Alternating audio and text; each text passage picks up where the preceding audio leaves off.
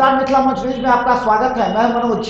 और बता दें, होली की दरभंगा और पूरे मिथिलांचल देश दुनिया के लोगों को होली की बहुत बहुत शुभकामनाएं। और आज इसी अवसर पर हम मिथिलांचल की एक प्रमुख गायिका, जिनके नाम से दरभंगा के हर घर में मैथिली गीत का एक नया आयाम जुड़ने लगा है, डॉक्टर सुषमा झा, आपका स्वागत है। नमस्कार।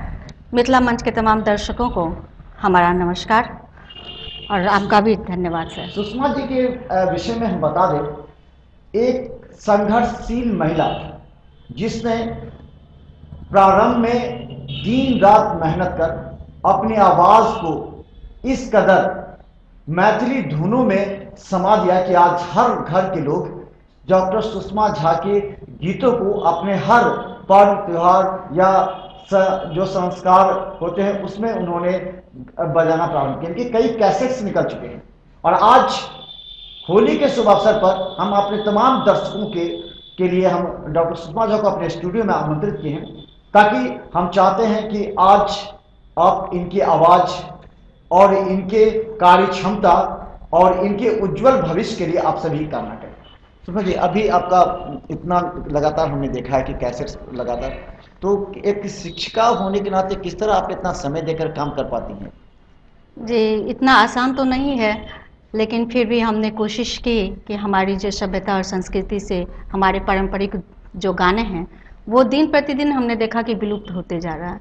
आधुनिकता की होड़ में ऐसा हुआ कि लोग मैथिली से ज़्यादा भोजपुरी की तरफ धीरे धीरे बढ़ने लगे और ऐसे ऐसे गाने की तरफ बढ़ने लगे जिसका कि हमारी सभ्यता संस्कृति से धीरे धीरे बच्चों को दूर करते हुए चला गया।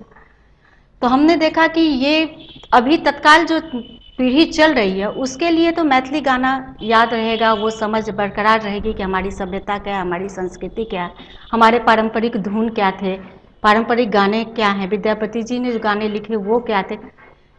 लेकिन लगने लगा कि बच्चे जो हैं खासकर वो आज के समय में मैथिली गाने से दूर होते जा रहे हैं।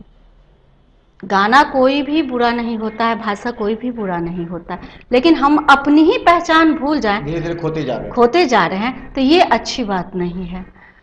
तो मैंने नौकरी के साथ साथ जब हमारी छुट्टियां होती हैं जॉब में, उस समय में हमने इस पर काम करना शुरू किया और धीरे धीरे मैंने पहले तो खुद के लिए ही काम करती थी, अपने गाने के लिए, अपने स्टेज परफॉर्मेंस के लिए, लेकिन धीरे धीरे हमने सोचा कि इस पर भी काम करना ज़रूरी है और उसी में समय निकाल कर हमने इस तरफ भी अपने कदम बढ़ाए। खासकर राग धुन आसान कार्य नहीं है, क्योंकि आपकी आवाज़ सुरीली तो होनी ही चाहिए, साथ में जब आप गाएं तो कम से कम हजारों हाथ थिरकने लगे और लोगों को उस शब्द से लगे कि हाँ, वो जिस पर्व में उसके धुन को बजा रहे हैं वो उनसे मिलता जुलता है। होली से जुड़ा हुआ कुछ ऐसा गीत आपने बनाए होंगे, मन में रखे होंगे, किस तरह का? एक पारंपरिक गाना है जो हमारे यहाँ अक्सर लोग गाते हैं, डंफा की ताल पर।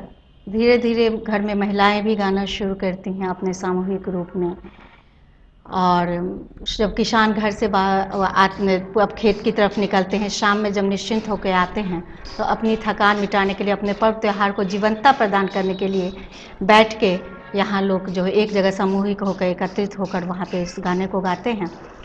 और चूँकि ये सीता की धरती रही है तो अक्सर ही 2-3 होली के गाने जो ऐसे होते हैं वो राम सीता से या शिव और पार्वती से जुड़े होते हैं, यहाँ खास करके मिथिला की धरती के लिए। वैसे बरसाने की होली तो सबसे ज़्यादा मशहूर है, हम सभी जानते हैं, लेकिन हमारे यहाँ जब भी कोई गाना होता है, शुभ काम होता है, तो सबसे पहले जो है सो सीताराम की जोड़ी को लेके ही हम लोग किसी गाने को शुरू करते हैं किसी पर्व त्योहार में। भगवती के बाद अगर किन्हीं का स्थान आता है तो सीता जी का, और सीता जी हमारे लिए अगर देखा जाए तो मिथिलांचल के लिए श्यामा माई के रूप में भी हमारे बीच में हैं। तो एक गाना है जो बहुत ही मशहूर है और बच्चा बच्चा यहाँ का गाता है। हो मचैया होली, हो मचैया होली, हो मचैया होली, हो मचैया होली मिथिला में, मिथिला में आए मचैया होली मिथिला में, मिथिला में आए मचैया होली मिथिला में।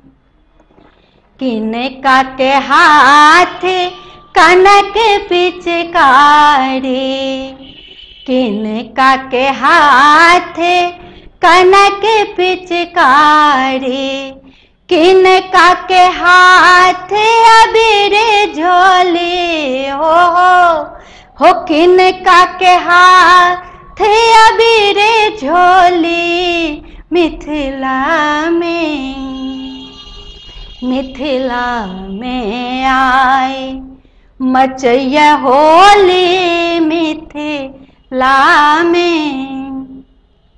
राम जी के हाथ कनक पिचकारी, राम जी के हाथ कनक पिचकारी, सीता दा के हाथ अबीर झोली हो सीता दा के हाथ अबीर झोली मिथिला में, मिथिला में आए मचैया होली मिथिला में।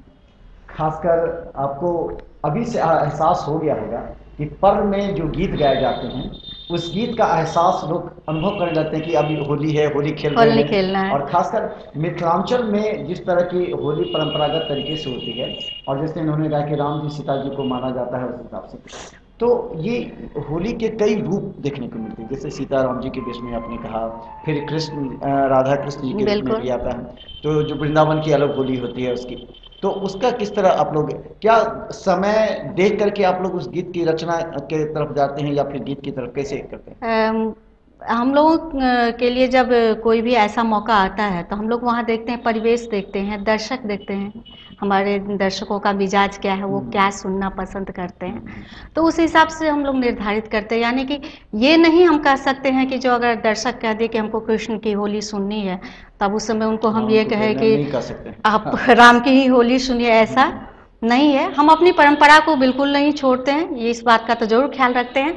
लेकिन अगर राम की हो, शिव की हो या फिर राधा कृष्ण की हो, सब तो एक ही हैं। ये तो बहुत मशहूर गीत आपने गाया जी। कुछ और ऐसे गीत जिनका मिथिला से भी संबंध रखता हो और फिर जो ज़्यादा लोकप्रिय भी हो रहे हों? एक आपको थोड़ा सा इससे हट के अगर एक गाना आपको हम सुनाएं तो फागुन महीने का, या यहाँ कहिए कि मिथिलांचल के हर महीने में कोई ना कोई जो है सो पर्व त्योहार है, कोई ना कोई जो है इसको हटाइए हर महीने के लिए और हर ऋतु में कोई ना कोई पर्व त्योहार है, और हर ऋतु का भी गाना है और हर पर्व त्योहार का भी गाना हमारे यहाँ अलग अलग है। तो हर महीने में आप देख रहे हैं कि जो जिस महीने में आप देखिए, फिर माघ महीने अगर हिंदी महीने से चलते हैं तो बसंत पंचमी का त्यौहार आ जाता है, वहीं से सही में कहिए तो होली की शुरुआत हो जाती है हमारे यहाँ सरस्वती पूजा के अंतिम दिन से। तो फिर फागुन महीने में, हिंदी महीने में आइए तो फिर होली आ जाती है। इससे अगले महीने में आप चलिएगा तो जुड़ शीतल हो जाता है। तो मिथिलांचल विविधताओं का संगम है यहाँ पर। यहाँ पे हर महीने में, हर ऋतु में जिस तरफ भी आप देखिएगा उस तरफ कुछ ना कुछ आपको नया करने को मिल जाता है। खास करके फागुन के महीने में ऐसा है कि बहुत से रचनाकार ऐसे हैं जिन्होंने लिखा है कि जो नायिका जो है सो पति परदेश में है, उसका उस समय में वो एक इंतजार में है, अगर उसका पति नहीं आता है तो विरह का बहुत सा गाना ऐसा भी है जिसमें उसने विरह के, या फिर एक बहुत अच्छी परंपरा हमारे यहाँ है या कहीं भी है कि भाभी और ननद के बीच का एक रिलेशन होता है, तो ननद जो होती है वो भाभी के लिए दोस्त का काम करती है, तो वो अपनी उस विरह को, उस वेदना को वो अपनी भाभी के साथ, ननद के साथ व्यक्त कैसे करती है, बांटती है। तो इस तरह के गाने भी फागुन में हम लोगों के बीच में आपको प्रचलित हैं। बच्चों के लिए भी है, बड़ों के लिए भी है, बूढ़ों के लिए भी है, हर तरह के फागुन महीने में गाना जो है सो हमारे यहाँ प्रचलित हैं। तो एक ऐसा गाना जो कि जिस समय में पत्नी अपने गांव में है, अपने घर में है, और पति जो है सो परदेश में है, तो उस समय वो एक विरह का अपने ननद से बयान करती है कि मतलब उसके साथ क्या समस्या है, क्या कैसे इस बात को झेले। तो एक छोटा सा गाना है उसमें। फागुन मास आए पिया लिखे न पाती मोरे, का संगे फाग खिलाए सजनी, दर्द न जाने को, कि आहे मोरा, कि आहे मोरा, कि आहे मोरा ननदो है, कहिया ता भैया तो, कि आहे मोरा ननदो है, कहिया ता भैया तो।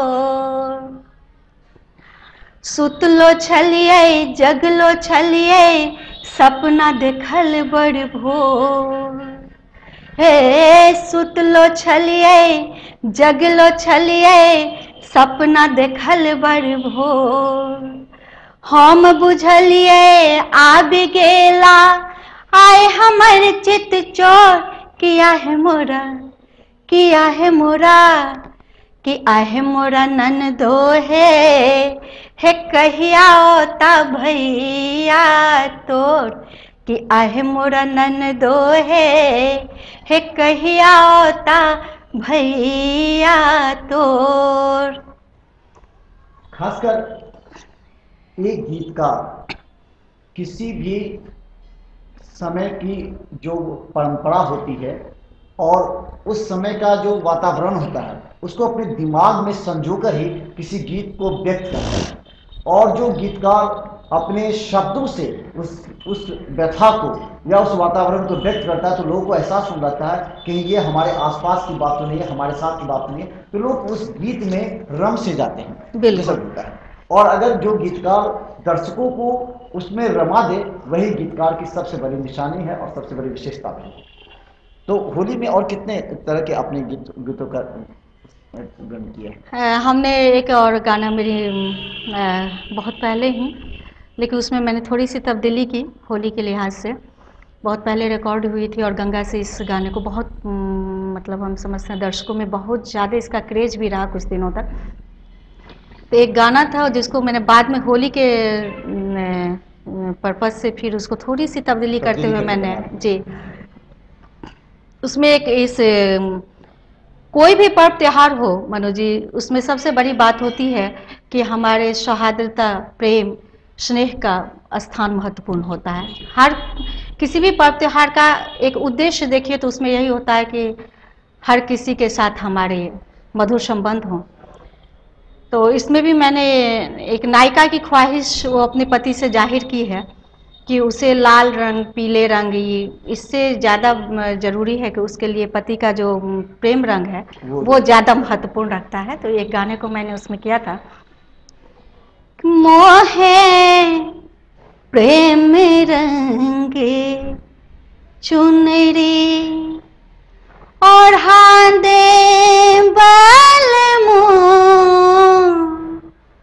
मोहे प्रेम रंग चुने रे और हांदे बाल मोहे प्रेम रंग चुने रे,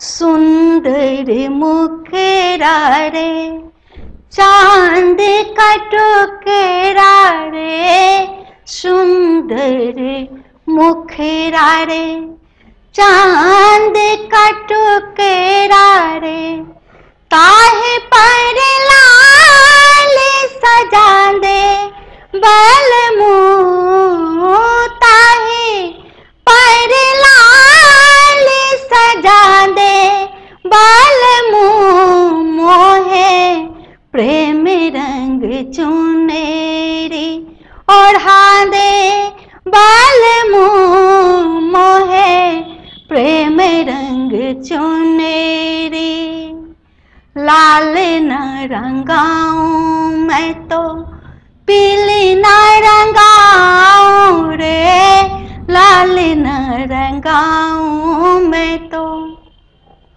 पीली न रंगाऊं रे, प्रेम के रंग में रंगा दे बाल मोहे, प्रेम के रंग में रंगा दे बाल मोहे, प्रेम रंग चुनेरी ओढ़ा दे बाल मोहे, प्रेम रंग चुनेरी। मुझे एक चीज नहीं समझ में आता है कि खासकर आप लोग किसी रिलेशन को, रिश्ते को जब तक अपने मस्तिष्क में और उसके व्यवहार को किस तरह, मिथिला में कोई पति या पत्नी या ननद देवर का कैसे रिलेशन है, उसको अपने दिमाग में ला करके किस तरह करते हैं ताकि उसको अपने शब्दों से या गीत से उसको उभार कर लोगों को एहसास करा, किस तरह कर पाते हैं? सबसे बड़ी बात है कि जब तक दिल से कोई बात न निकले वो आपको सही नहीं लगती है और आवाज भी नहीं बन पाती, और उस भाव को व्यक्त करने के लिए जब तक मन और मस्तिष्क दोनों तैयार नहीं हो तब तक सही मायने में आप उस भाव के व्यक्ति को आप दर्शकों तक नहीं जोड़ सकते हैं, उसके दिल से दिल को कनेक्ट आप नहीं कर सकते हैं। आप लाख कोशिश कर लें, गाने की बहुत अच्छी आवाज़ भी है, बहुत अच्छे हम गा भी लिए, लेकिन दर्शक तक उसको नहीं पहुंचा पाए, उनके मन मस्तिष्क में इस बात को हम बैठा पाते, जिस भाव को हम व्यक्त करने जा रहे हैं उस अभिव्यक्ति को वो एक्सेप्ट करें, तभी एक गायक या गायिका के लिए ये सफलता मानी जाती है। दर्शकों की ताली तभी मिलती है जब हम खुद को उनसे जोड़ लेते हैं। तो बहुत ज़रूरी होता है कि जो गाना गाने जा रहे हैं उनके लिए या खुद के लिए भी कहिए, पहले तो आदमी खुद के लिए भी तैयार करता है अपने आप को दर्शकों से रूबरू होने के लिए, तो उस दरमियान उनसे कनेक्ट होने के लिए सबसे ज़्यादा ज़रूरी होता है कि हम जिस गाने को गाने जा रहे हैं उसकी फीलिंग को समझें, वो उस गाने में क्या अभिव्यक्ति है, वो हास्य से जुड़ा हुआ है या फिर वीर रस से जुड़ा हुआ है या करुण रस से जुड़ा हुआ, वो किस भाव से जुड़ा हुआ है, उसको जब तक दिल और दिमाग दोनों में नहीं हम बैठा पाएंगे तब तक हम 100% अपना नहीं दे पाएंगे। क्योंकि हम बता दें ये क्षेत्र भी काफी चैलेंजिंग है। अब जैसे उन्होंने कहा कि वीर रस या करुण रस, ये अलग अलग जो भावनाएं हैं, उस भावना को अपने दिल और दिमाग में संतुलित करके उसके बाद जो स्वर निकलता है, हमें लगता है कि वही पहुंच दर्शकों तक होती है और दर्शक उसको तहे दिल से स्वीकार करते हैं और ऐसे गायक का मनोबल हमेशा होता है। तो आपने जो गीत किया, किस तरह के होली के कई आयाम हैं, किन किन आयामों को आप दर्शाते हैं? छोटे छोटे लफ्जों में अगर आप बताएंगे तो। हम दर्शक, सबसे बड़ी बात होती है कि हम कोशिश करते हैं कि हमारे जो दर्शक होते हैं उनकी पसंद को देख के हम कोशिश करते हैं कि उस तरह के गाने को हम गाएं, लेकिन कुछ बातों का हम भी ख्याल रखते हैं कि हमारी जो परंपरा है, हमारी जो सभ्यता है, हमारी जो संस्कृति है, हम जो भी गाना गाए उससे जुड़ा हुआ हो ताकि नुकसान नहीं हो। मूल ढांचा जो उसका है उसमें किसी तरह की छेड़छाड़ नहीं हो, क्योंकि आज के समय में बहुत से तब्दीलियां हुई है, नहीं हुई है ऐसी बात नहीं है, और समय के साथ इंसान को थोड़ा सा बदलाव करना होता है, मांग भी बढ़ती है, मांग भी बढ़ती है। तो वैसी परिस्थिति में हर संभव कोशिश करते हैं कि मूल ढांचा जो है उसमें किसी तरह का बिखराव नहीं हो, ताकि हमारी सभ्यता और संस्कृति में किसी तरह का मजबूत हो। अब सवाल उठता है कि जो बहुत से ऐसे भी हैं सुनने वाले दर्शक कभी कभी मिल जाते हैं जो चाहते हैं कि हाँ थोड़ी सी विविधता आए।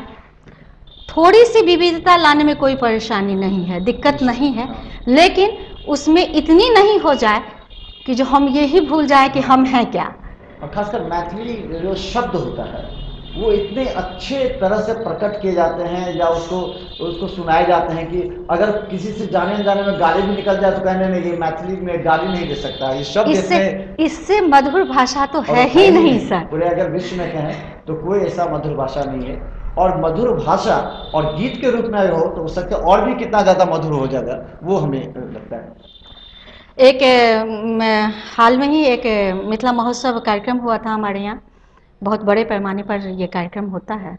उसमें मुझे सौभाग्य से दूसरे दिन के कार्यक्रम को शुरू करने का मौका मुझे मिला। उसमें मैंने एक गाना, मिथिला गान, एक छोटा सा मिथिला गान मैंने रखा था। धरती के आंगन में शरद सुहावन में चमके गगन बीच चांद के देखो देखो धरती, मिथिला के धरती महान। धरती के आंगन में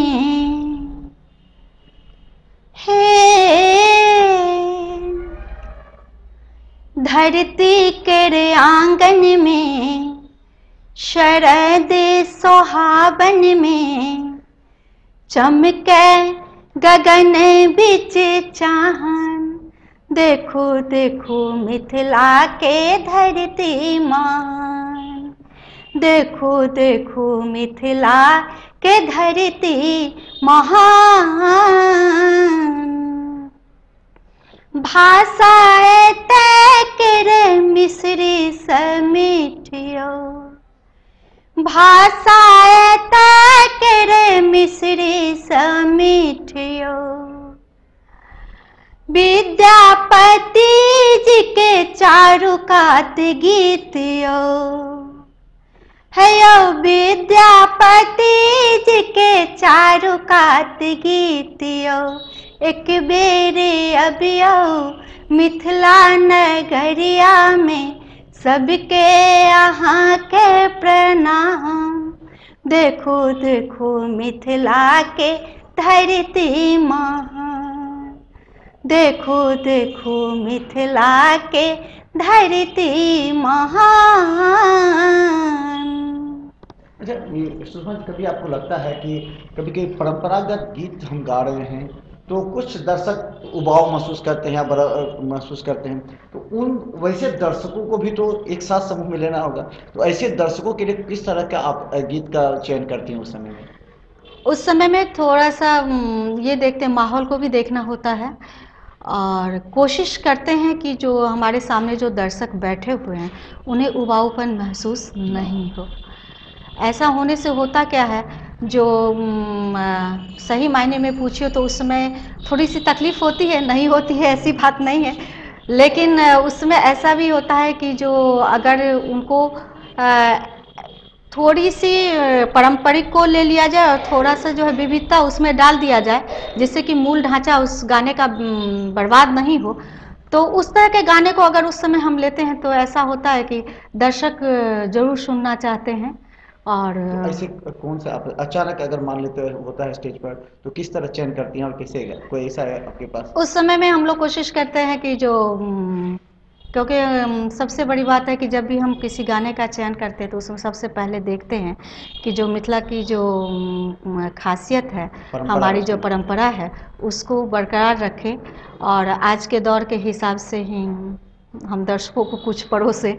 तो उस समय में जैसे एक गाना है आपको, रही रही खाने का कंगना रे कंगना, रही रही खाने का कंगना, फिर नहीं प्यारे रहे धरती पर, फिर नहीं प्यारे रहे धरती पर, चानन छिलकते अंगना रे अंगना, रही रही खाने का कंगना रे कंगना, रही रही खाने का कंगना। जब आप हाईटेक व्यावसायिक रूप में जा रहे हैं, आपके भी कैसेट्स मार्केट में हैं, तो प्रतिस्पर्धा होती है कि कौन से कैसेट्स का कौन सा गीत ज़्यादा होता है, तो इस बीच में आपके कौन से ऐसी गीत हैं जो ज़्यादा प्रचलित हुई है, दर्शक उसको ज़्यादा पसंद किए हैं? आपको सुन के हैरानी होगी कि मैंने अभी जो दुर्गा पूजा आपका बीता है अक्टूबर महीने, उस महीने में मैंने सप्तमी या अष्टमी को मैंने एक गाना डाला था देवी का, और मुझे आश्चर्य हुआ कि जो इसके इतने व्यूवर्स हैं यूट्यूब पर, जो मैं खुद देख के सोच रही हूँ ऐसे जब ऐसे गानों के जब व्यूवर्स बढ़ते हैं तो लगता है कि नहीं, मिथिला में आज भी परंपरा जो है वो जिंदा है। बच्चे आज भी इसको एक्सेप्ट कर रहे हैं। कहीं न कहीं आज भी जो है सभ्यता और संस्कृति यहाँ की जो है वो जीवित है। है। खासकर हम बताएंगे मैथिली गीत को सुनने के लिए आप भी देखते हैं गाँव में कि लोग सुनते हैं, उसको बड़े चाव से सुनते हैं। हाँ, तो ये उसको बना के रखना ये आपकी वो आपने कहा कि देवी जी का, हाँ वो है, आपको बहुत पुरानी गीत है और उसे मैंने गाया। मुझे खुद भी मतलब बहुत अच्छा, गाने के बाद मुझे भी फील हुआ कि ये गाना वाकई बहुत दिल को छूता है। हमरो करम गति कोना के लिखलौं हे महारानी काली, हमरो करम गति कोना के लिखलौं हे महारानी काली, कनियो त दियो न ध्यान हे महारानी काली, हमरो पर दियो न ध्यान हे महारानी काली। सबके जनम में माता आहे जे दिलिए मैया है आहे जे दिलिए हे महारानी काली। सबके जनम में काली आहे जे दिलिए मैया है आहे जे दिलिए हे महारानी काली। हमरा की अकेली यही निराश हे महारानी काली, हमरा की अकेली यही निराश हे महारानी काली। गीत ऐसा है जिससे आदमी की अपनी परंपरा, अपनी भाषा की पहचान भी बनती है और उसके दिलों को भी छू जाती है। और हम आज भी कहें, मिथिलांचल के लाखों लोग जो देश के विभिन्न कोनों में, विदेशों में रह रहे हैं, आज भी मैथिली की परंपरागत उन गीतों को ज़्यादा एक्सेप्ट करते हैं और वो कभी कभी सुनकर अपने दिल को सुकून या दिल के तनाव को हल्का करते हैं। तो ऐसे में हमने देखा कि आप गीत जो गाते हैं, पूरा लगता है कि आपने पूरा मिथिलांचल की जो भावना है उसको संभाल लिया आपने। तो ऐसा कौन सा गीत आप कैसे चयन करते हैं कि कौन सा गीत ज़्यादा लोगों को पसंद आएगा? जैसे आपने कहा कि ये देवी जी का गीत आप लाखों लोगों ने, आपके दर्शकों ने देखा है, बिल्कुल, तो आप फिर दूसरा किस तरह चयन करेंगे उससे संबंधित, ताकि और भी जिन लोगों ने आपको इस गीत को सुना है उनको और संतुष्टि मिले, क्योंकि वो उनकी अपेक्षाएं बढ़ गई हैं आपसे। तो इस तरह के और कौन से गीतों का आप चयन कर सकते हैं? ऐसे होता है सर कि आज के समय में यूट्यूब चैनल वगैरह की वजह से दर्शकों का भी जो है सो जो गाना सुनते हैं फिर उस पर कमेंट्स करते हैं, तो हम उसमें देखते हैं कि जो हमारे जो दर्शक, हमारे जो व्यूअर हैं, वो क्या पसंद करते हैं, वो क्या सुनना चाहते हैं। और मुझे अच्छा लगा कि उन लोगों का जो कमेंट्स आया वो इतने अच्छे अच्छे गाने का आया है, या इस तरह की फीलिंग्स उन्होंने शेयर की है, उससे हमें बहुत सहायता मिलता है। सही में पूछिए तो हमारी पूंजी तो दर्शक ही हैं, उन्हीं की बदल पर आप अपना विचार रखते हैं कि कैसे बिल्कुल। तो उसमें हम देखते हैं और देखते हैं कि जहाँ किस तरह के गाने की उन लोगों ने फरमाइश की है, वो क्या सुनना हमसे चाहते हैं। और बहुत अच्छी बात तो ये होती है कि वो ये भी आपको कहते हैं कि हाँ, आपकी आवाज़ में कौन से गाने जो हैं, किस तरह के गाने आप गाएं तो और ज़्यादा अच्छा लगेगा। तो ये सब इसके लिए एक बार फिर से दर्शकों का तहे दिल से शुक्रिया कि उन्होंने हमें बहुत से राय ऐसे भेजे जिससे कि मुझे गाना, आगे के गाना को सिलेक्शन करने में मुझे बहुत सी सहूलियत हुई कि कम से कम इतना तो है। कौन सा गाना आप चयन करेंगे, अगर है तो आपके पास स्टॉक तो आपके पास काफ़ी हैं, तो कौन सा है, ताकि आज पूरे होली के दरमियान हम चाहते हैं हमारे दर्शक आपके गीतों का और आपके जो अनुभव हैं उसको वो ज़्यादा वो सराह सकें। एक गाना जो मैं पहले से ही गाते आ रही हूँ और उसकी रिकॉर्डिंग भी मैंने की थी, लेकिन उसमें बाद में फिर मैंने थोड़ी सी तब्दीली करके उस गाने को स्टेज पे गाया था। तो बहुत से, ये आपको मैं वहाँ की बात कर रही हूँ, लीचीपुरम महोत्सव मेसी चंपारण में मैं गई थी। वहाँ भोजपुरी क्षेत्र है और मुझे कहते हुए हर्ष हो रहा है कि मैं जब वहाँ गाने के लिए गई और मैंने जय जय भैरव असुर भयावन गाने को गाया, मैंने उनसे रिक्वेस्ट किया कि इस गाने को गाने की अनुमति पहले मुझे दी जाए, क्योंकि हमारे यहाँ का ये गोस्वामी गीत, हम किसी भी कार्य को करने से पहले इस गाने को गाते हैं। और उन लोगों से मैंने रिक्वेस्ट किया कि हमारे यहाँ इस गाने के जो भी सिंगर गाते हैं उस समय में तमाम दर्शक खड़े हो जाते हैं।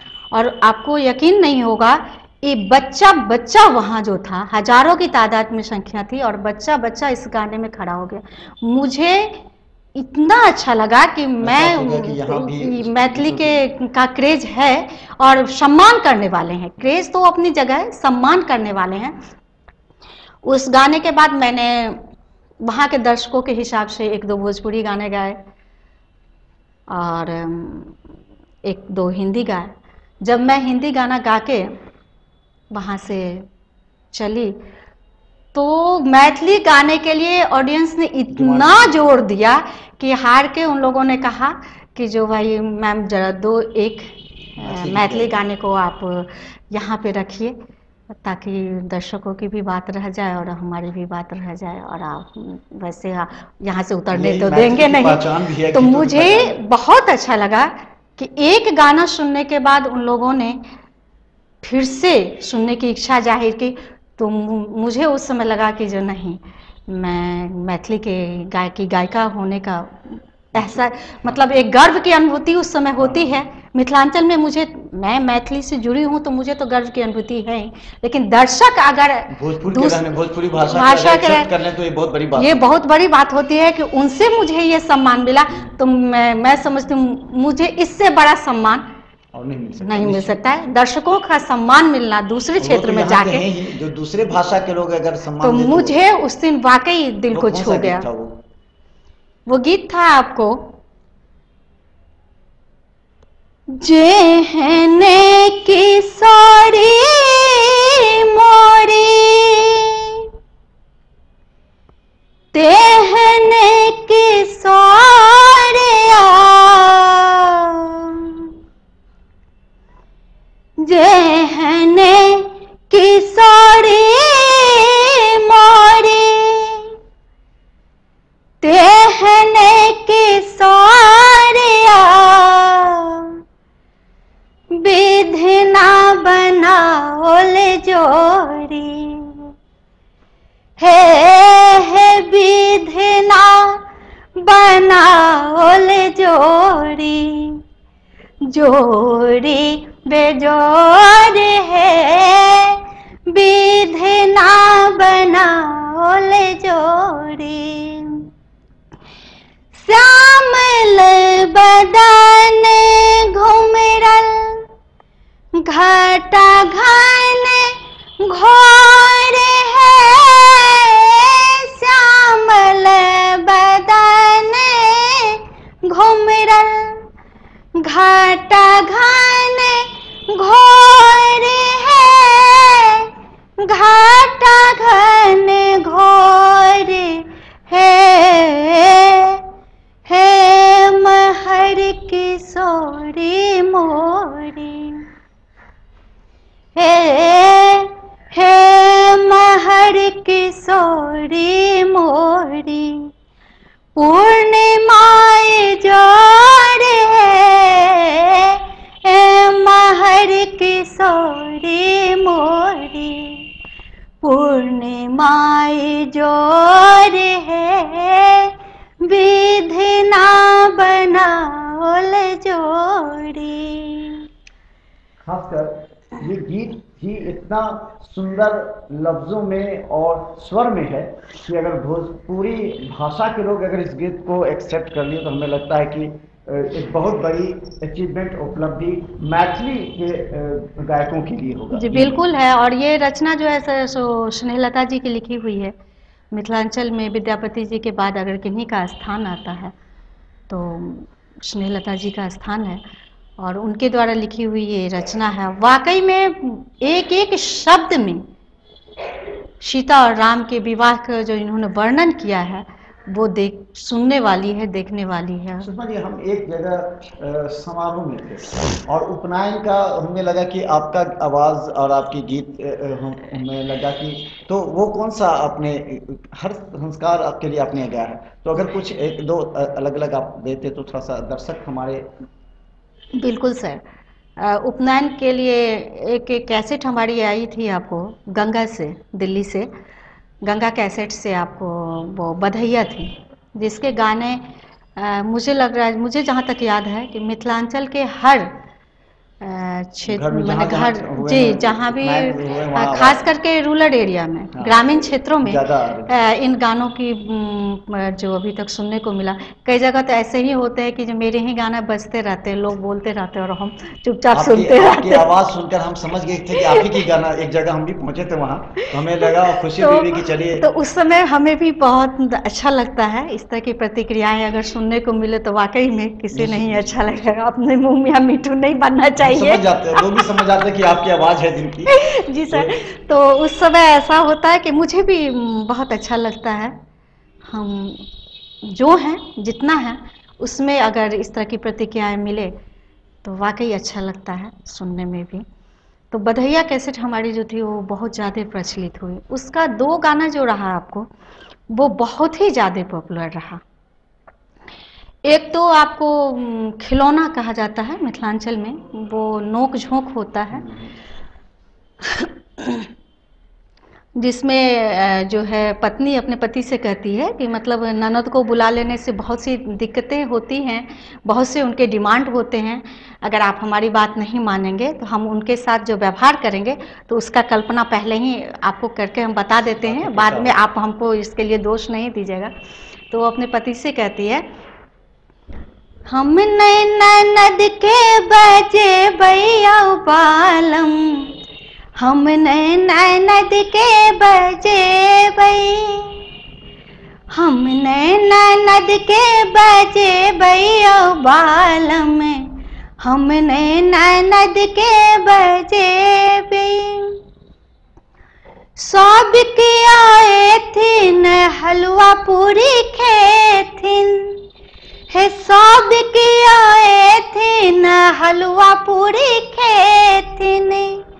ननदो के हे ननदो के छोलनी चाटे भैया बाल में, हम ननद के बजे भई, हम ननद के बजे भैया बाल में, हम ननद के बजे भई। सब के आए थिन पलंग चढ़ी बसे थिन, सब के आए थिन पलंग चढ़ी बसे थिन।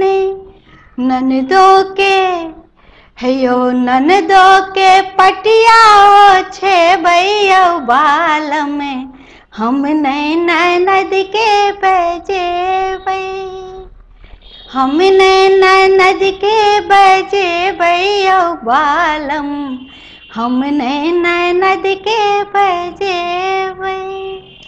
मैथिली गीतों का यही सार है और मैथिली गीतों का जो रस है उस रस में अगर डूबेंगे तो डूबते चले जाएंगे और आपको समय का भी पता नहीं लग पाएगा। और खासकर हम बता दें सुषमा जी की प्रारंभिक जो उनकी मेहनत है, लगन है, जो एक आस्था है और एक चैलेंज था, उस चैलेंज को पूरा करने के लिए इन्हें काफी लंबे संघर्ष का सामना करना पड़ा। कई बार मंचों पर हमने देखा है जहां सुषमा झा को आमंत्रित करके उनके कार्यक्रम को जनता के बीच लाने का प्रयास किया गया और जनता उस समय उनकी गीतों की मांग करती रही, लेकिन कई बार समय की कमी की वजह से और अधिक कलाकारों की वजह से उस समय इन्हें अधिक गीत नहीं गाने दिया गया। लेकिन हमने ये देखा कि लोग जब सुषमा झा के गीतों को अपने मस्तिष्क में उतारने का प्रयास करने लगे तो उन्हें लगा कि मिथिला की अगर ये है तो इन्हें मिथिला का दूसरा शारदा सिन्हा कहा जाने लगा। और लोग ऐसा व्यक्त भी करते हैं क्योंकि इनकी आवाज़, इनकी लेखनी, इनकी सोच इस तरह मिथिला के परंपरागत तरीके की ओर बढ़ चला है कि हमें आने वाले समय में हर घर में सुषमा झा के गीत बजेंगे, ऐसा हमारा विश्वास है। हम आज लेते हैं छोटा सा ब्रेक, लेकिन ब्रेक के बाद सुषमा झा के उन तमाम गीतों को हम आपको सुनाने का प्रयास करेंगे जिनकी झलकियां, जिसे सुनकर आप समझेंगे कि मिथिलांचल की एक दूसरी शारदा सिन्हा किस क्षेत्र में और किस तरह अपने दर्शकों के शब्दों को, दर्शकों की सोच को, दर्शकों की अपेक्षाओं को पूरा करने का प्रयास करते हैं। में आई मचैया होली मिथिला में।